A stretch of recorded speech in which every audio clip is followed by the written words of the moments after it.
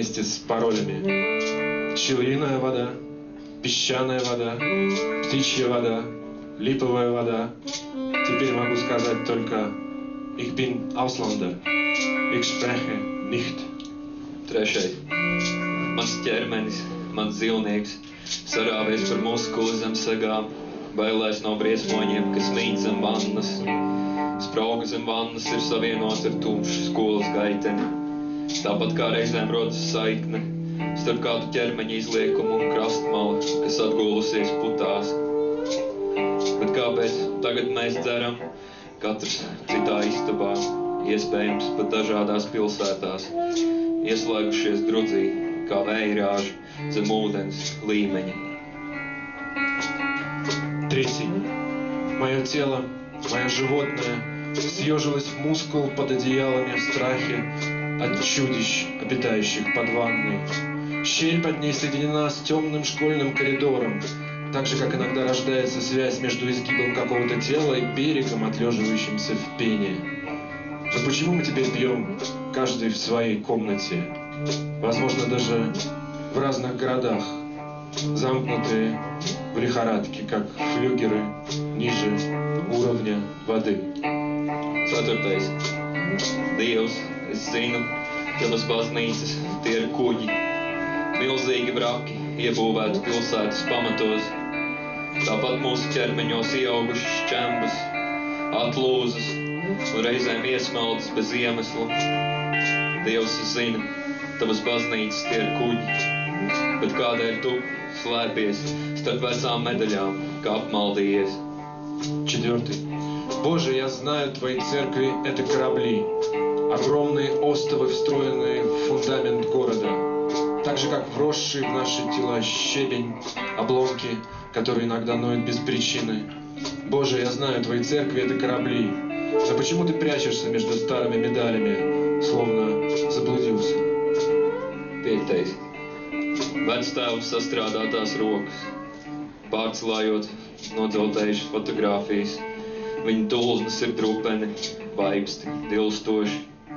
Smaga ir viņa gaita, velkot aiz sevis notrūkušainu, kur man jānotur tā ērmīgais knābis, un tur, kur tagad ir vaga, augšu uzmiruši akmeņi.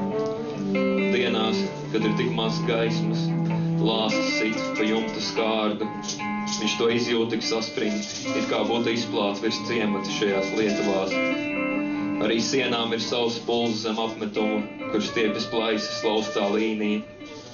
Tas, ko vecums izstumj ārpus dzīves, meklē ceļu atpakaļ, šķeļot šķieģeļus. Dienas ar savām rūpēm pāršķērso visu. Mazdēli nāk, kad durvis jau aizslēgtas, un ar oļiem klaudzina pie logiem.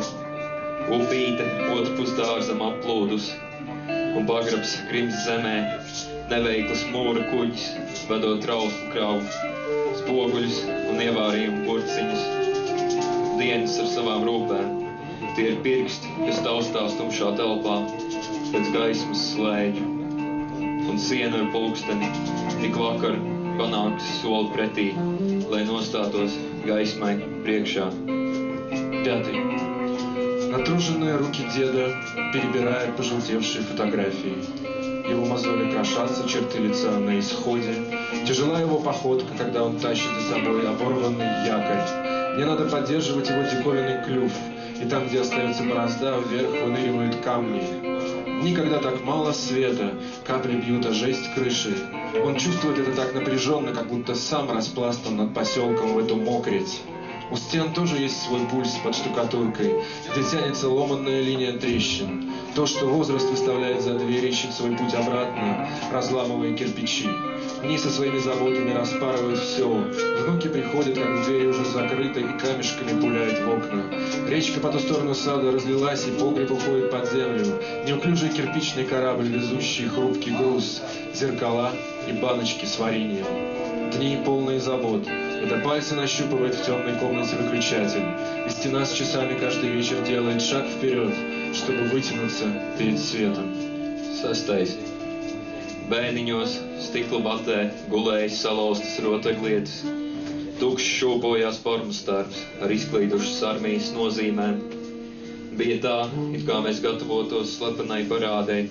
Mēs visi pie pusdienu galda, klusums likās smags, nosēdies no nepateiktajiem vārdiem, kā lielais melnais skapis istabā, piebāsts ar lupatām kā ziedojumu, sīkajām mājas dievībām, kodēm. Es vēl nezināju par akmeņiem, ko nēsājam zem ribām, kā tie ieplaisā aizcērtot durvis, par sīkajiem nieciņiem, kas paliek atmiņā, sirdsakmeņi, smagi krīt telpā, neskarot lietas. 6. На чердаке в стекловате спали сломанные игрушки. Пусто качался мундир со знаками отличия рассеявшейся армии. Было так, словно мы готовились к секретному параду. Мы все. За обеденным столом тишина казалась тяжелой, просевшей от невысказанных слов, как большой черный шкаф в комнате, заполненный тряпками, словно данью мельчайшим домашним божествам — моли. Я еще не знал о камнях, которые мы носим под ребрами, как те трескаются от захлопнутых дверей, на мельчайшие пустяки, остающиеся в памяти. Сердечные камни тяжело падают в пространство, не задевая вещей.